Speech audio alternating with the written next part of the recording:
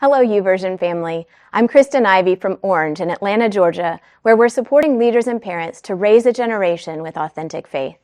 And I'm here with the verse of the day.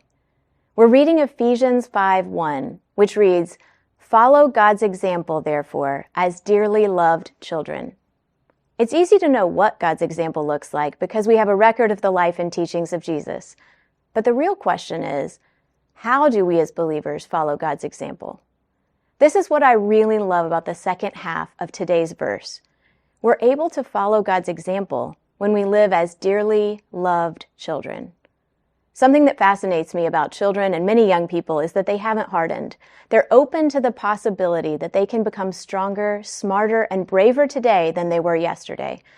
When I think about what I admire in the middle schoolers I know, it's the way they apply themselves to what they're learning, whether it's at school or a sport or an activity, as if they could become something spectacular if they keep at it.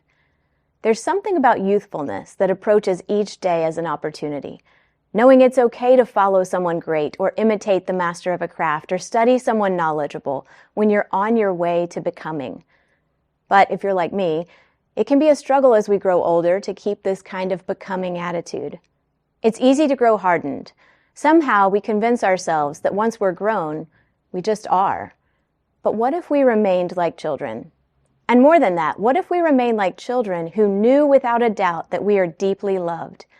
That's my prayer for you today, that you'll go through your day so continually aware of how deeply you're loved that you're able to approach the day with the openness of a child.